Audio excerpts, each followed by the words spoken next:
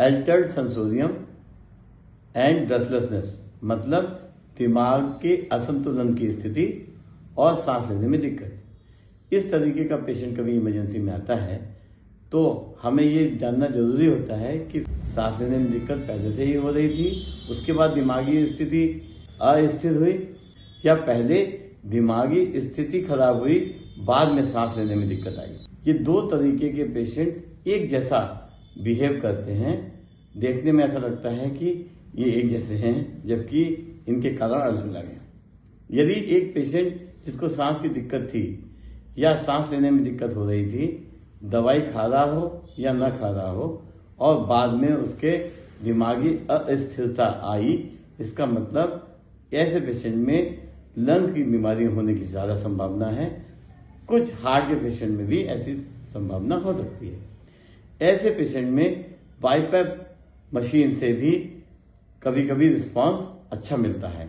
लेकिन यदि कोई पेशेंट जिसको दिमागी अस्थिरता हुई हो, बाद में उसको सांस लेने में भी दिक्कत आई हो, ऐसे पेशेंट में दिमागी बीमारी होने की संभावना जैसे स्ट्रोक, इंट्राक्रैनियल हेमरेज होने की संभावना भी बहुत ज़्यादा होती है।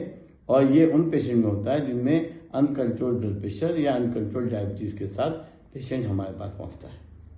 तो यदि इतनी सी बात को समराइज किया जाए तो कभी भी यदि दिमागी अस्थिरता का पेशेंट साथ में सांस फूलने के साथ आए तो उसमें हिस्ट्री बहुत इंपॉर्टेंट होती है और ये देखना पड़ता है उसको सांस की पहले से बीमारी थी। पहला पॉइंट इंपॉर्टेंट ये है कि उसको पहले से डायबिटीज, सांस की बीमारी या ब्लड प्रेशर की बीमारी थी या नहीं।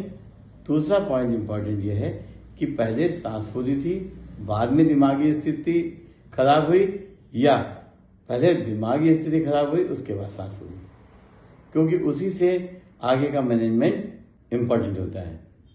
यदि उसकी दिमागी स्थिति पहले खराब हुई और सांस बाद में फूली, इसका मतलब उसको वेंटिलेटर पे लेना पड़ेगा और सीटी स्कैन ब्रेन का कराना पड़ेगा, जिससे मालूम चल सके कि ब्रेन की क्या बीमारी उसको थी।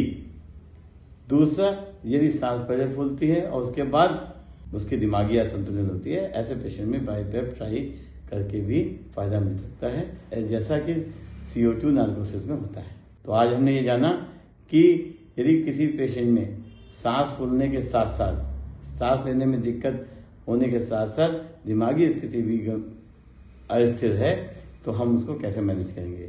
आपने वीडियो देखा, उसके लिए बहुत बहुत धन्यवाद।